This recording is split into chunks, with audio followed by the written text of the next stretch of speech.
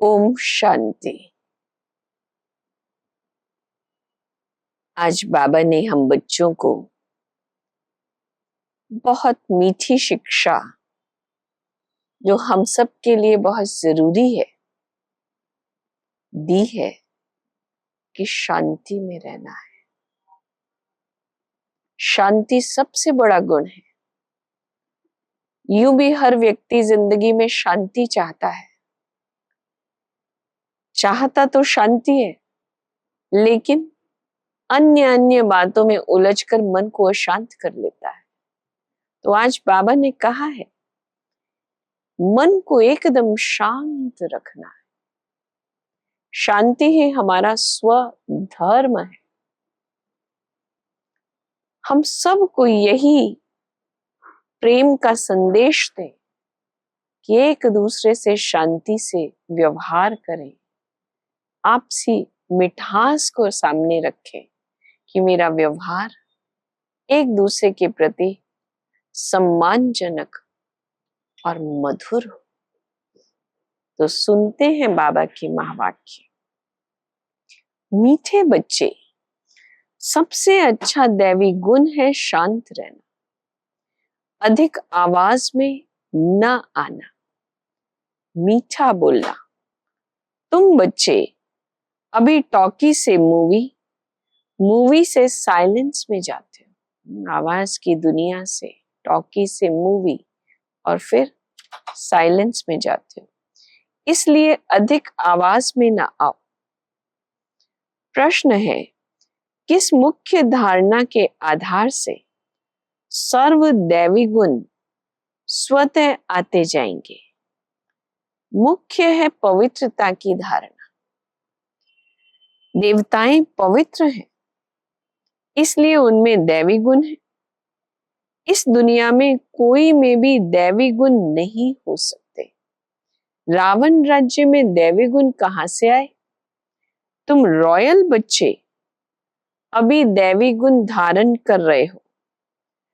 आज बाबा बोले, अभी बच्चे समझते हैं कि बिगड़ी को बनाने वाला एक ही है। भक्ति मार्ग में अनेकों के पास जाते हैं, कितनी तीर्थ यात्राएं करते हैं। बिगड़ी को बनाने वाला, पतितों को पावन बनाने वाला एक ही है। सतगति दाता, गाइड, लिबरेटर, वह एक है। स्वयं परमात्मा शिव बाबा, वह एक है। सुख और शांति के लिए सत्संगों में जाते हैं ना? जो नहीं जाते वे मायावी मस्ती में ही मस्त रहते हैं। ये भी तुम बच्चे जानते हो। अभी कलयुग का अंत है। मनुष्य यह नहीं जानते कि सत्युग कब होता है। ये है कलयुग। सत्युग पास्ट हो गया है। वह एक ही आदि सनातन देवी देवता धर्म था, और कोई धर्म नहीं था। जब सत्युग था तो एक आदि सनातन देवी देवता धर्म था, और कोई धर्म नहीं था। बाबा ने बहुत बार समझाया है, फिर भी समझाते हैं। जो आए उनको नई दुनिया और पुरानी दुनिया का फर्क दिखाना चाहिए। कहाँ नई दुनिया सुख शांति से संपन्न, कहाँ आज की दुनिया जिसका नाम ही कलयुग है, जहां हर घर में कलह कलेश है। तो बाबा कहते फर्क बताना चाहिए।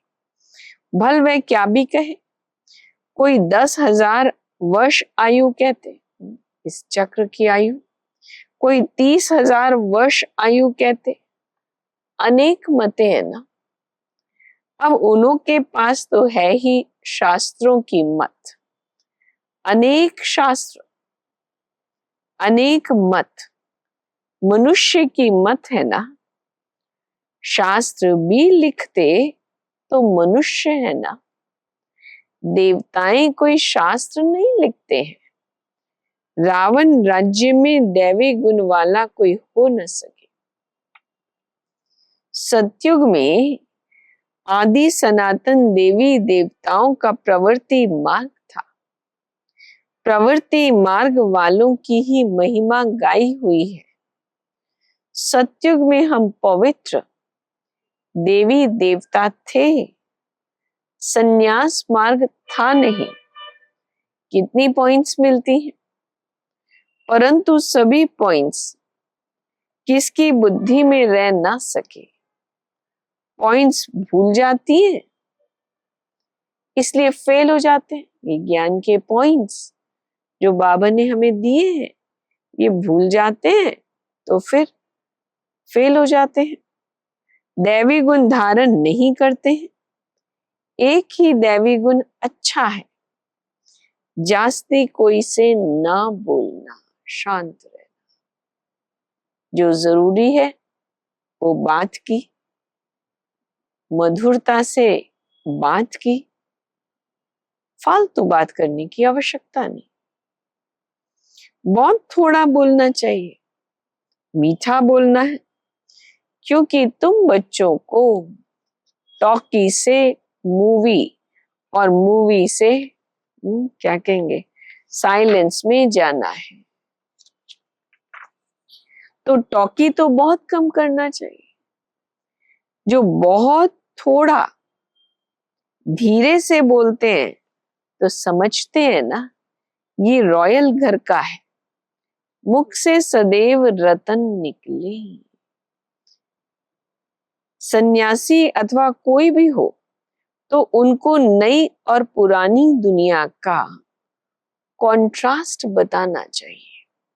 सतयुग में दैवी गुण वाले देवताएं थे, सतयुग में कैसे मनुष्य होंगे, दैवी गुणों से संपन्न।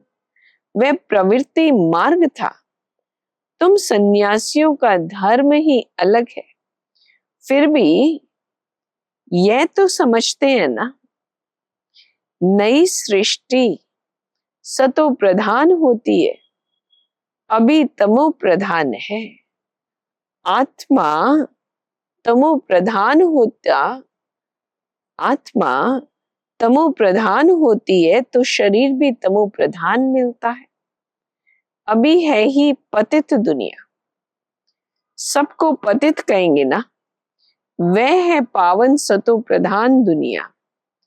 वह नई दुनिया सो अब पुरानी होती है। इस समय सभी मनुष्य आत्माएं नास्तिक है, अपने पिता को पहचानते ही नहीं, इसलिए हंगामे हैं। सतो प्रधान दुनिया में थोड़े मनुष्य होते हैं, बाकी सब मुक्ति धाम में चले जाते हैं। ब्रह्म तत्व है ना, जहां हम आत्माएं निवास करती हैं, उनको कहा जाता है ब्रह्मांड। आत्मा तो अविनाशी है, ये अविनाशी नाटक है जिसमें सभी आत्माओं का पार्ट है। नाटक कब शुरू हुआ ये कभी कोई बता ना सके, ये अनादि ड्रामा है ना।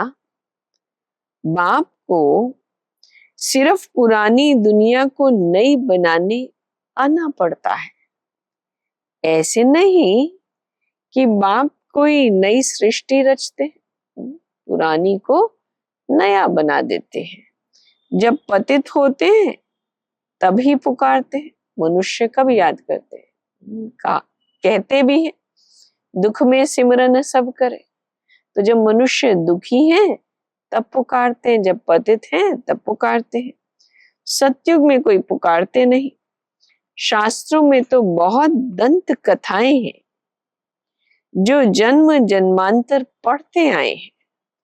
बहुत धैर्य से बैठ समझाना चाहिए, हंगामा भी ना हो। उन लोगों को तो अपना अहंकार रहता है ना, साधु संतों के साथ फॉलोअर्स भी रहते हैं, झट कह देंगे कि इनको भी ब्रह्मा कुमारियों का जादू लग गया है। सयाने मनुष्य जो होंगे वे तो कहेंगे कि ये विचार करने योग्य बातें, ये जो यहाँ सुनाते हैं, ज्ञान जो सुनाते हैं, उनको तो अध्ययन करना चाहिए, मनन करना चाहिए, विचार करने योग्य बातें हैं। समझाने वाला कोई बुजुर्ग होगा तो मनुष्य समझेंगे, ये अनुभवी है, जरूर सत्संग आदि किया होगा। कोई बच्चे समझाएंगे तो कहेंगे ये क्या जाने, कोई छोटी उम्र वाला समझाएगा तो सोचेंगे ना, इसको तो अभी कुछ पता ही नहीं है, समझ ही नहीं, वो क्या जाने। तो ऐसे ऐसे को बुजुर्ग का असर पड़ सकता है। ऐसी सोच वाले जो होते, उनके आगे कौन जाए, जो बुजुर्ग अवस्था वाले हैं। बाप एक ही बार आकर ये नॉलेज समझाते हैं, तमो प्रधान से सतो प्रधान बनाते हैं। माताएं बैठ उनको समझाएंगी तो खुश होंगे। बोलो, ज्ञान सागर बाप ने ज्ञान का कलश हम माताओं को दिया है, जो हम फिर औरों को देते हैं। बहुत नम्रता से बोलते रहना है। शिव ही ज्ञान का सागर है, जो हमको ज्ञान सुनाते हैं। कहते हैं मैं तुम माताओं द्वारा मुक्ति, जीवन मुक्ति के गेट्स खोलता हूं, और कोई खोल न सके। हम अभी परमात्मा द्वारा पढ़ रहे हैं।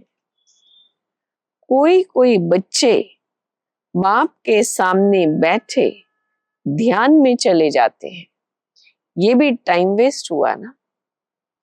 बैठे बाबा के आगे और बुद्धि ध्यान में चली गई, तो बाबा कहते टाइम वेस्ट हुआ, कमाई तो हुई नहीं। बाप तो कहते हैं याद में रहो, कमाई किस में होगी। जब हम बाबा को याद करते हैं तो कमाई होती है। बाप तो कहते हैं याद में रहो, जिससे विकर्म विनाश हो। ध्यान में जाने से बुद्धि में याद नहीं रहती है। इन सब बातों में बहुत घोटाला है। तुमको तो आंखें भी बंद नहीं करनी है, याद में बैठना है ना। आंखें खोलने से डरना नहीं चाहिए। याद की विधि कहें, योग की विधि कहें, जो बाबा ने हम बच्चों को दी है, वो तो यही दी है। बच्चे आंख खोल करके बैठो, बाप को देखो, बाबा से दृष्टि लो, शक्ति लो। आंखें खुली हो, वातावरण भी मीठा हो, कोई आवाज नहीं, कोई भी आए देखे बात कितनी मीठी करते हैं। बहुत साइलेंस होनी चाहिए, कुछ भी लड़ना झगड़ना नहीं है। नहीं तो जैसे बाप, टीचर, गुरु तीनों की निंदा कराते हैं, वे फिर पद भी बहुत कम पाएंगे। बच्चों को अब समझ तो मिली है ना। बाप कहते हैं हम तुमको पढ़ाते हैं ऊंच पद पाने, पढ़कर फिर औरों को पढ़ाना है। खुद भी समझ सकते हैं, हम तो कोई को सुनाते नहीं है, तो क्या पद पाएंगे। प्रजा नहीं बनाएंगे तो क्या बनेंगे। योग नहीं, ज्ञान नहीं, तो फिर जरूर पढ़े हुए के आगे भरी ढोएंगे। बाप का काम है समझाना, नहीं समझेंगे तो अपना पद भ्रष्ट करेंगे। कैसे किसको समझाना चाहिए, वह भी बाबा समझाते रहते हैं।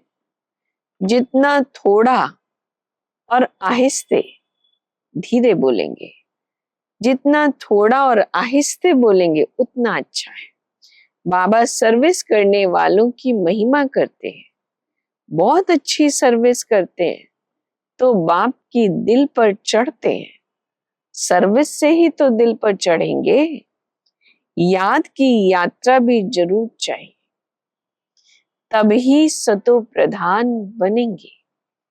सजा जास्ती खाएंगे तो पद कम हो जाएगा। पाप भस्म नहीं होते तो सजा बहुत खानी पड़ती है, पद भी कम हो जाता है, उसको घाटा कहा जाता है। यह भी व्यापार है ना, घाटे में नहीं जाना चाहिए। दैवी गुण धारण करो, ऊंच बनना चाहिए। बाबा उन्नति के लिए किस्म किस्म की बातें सुनाते हैं। अब जो करेंगे सो पाएंगे। तुमको परिस्तानी बनना है, गुण भी ऐसे धारण करने हैं। आज के लिए वरदान है, सर्व खजानों को स्व के प्रति, औरों के प्रति यूज करने वाले अखंड महादानी भव। जैसे बाप का भंडारा सदा चलता रहता है, रोज देते हैं, ऐसे आपका भी अखंड लंगर चलता रहना चाहिए, क्योंकि आपके पास ज्ञान का, शक्तियों का, खुशियों का भरपूर भंडारा है। कौन से भंडारे का लंगर लगाना है? ज्ञान का, शक्तियों का, खुशी का। इसे साथ में रखने व यूज करने में कोई खतरा नहीं है। ये भंडारा खुला होगा तो चोर नहीं आएगा, बंद रखेंगे तो चोर आ जाएंगे। इसलिए रोज अपने मिले हुए खजाने को देखो और स्व के प्रति और औरों के प्रति यूज करो, तो अखंड महादानी बन जाएंगे। स्लोगन, सुने हुए को मनन करो। मनन करने से ही शक्तिशाली बनेंगे। जो सुन रहे हैं उसे मनन करने का अभ्यास करना है, क्योंकि मनन करने से ही आत्मा शक्तिशाली बनेगी। तो आज बाबा ने हमें कहा, मीठा बनना है, थोड़ा बोलना है, क्योंकि व्यर्थ बोल में हमारी शक्ति जाती है। तो अंदर ही अंदर ये अभ्यास करो, मैं आत्मा शुद्ध, शांत, प्रसन्न। ये शांति की शक्ति, ये प्रसन्नता मैं सारे विश्व को दे रही हूं।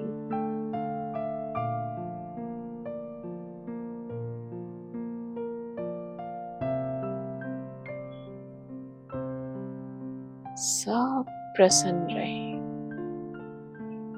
खुश रहे, मैं शांत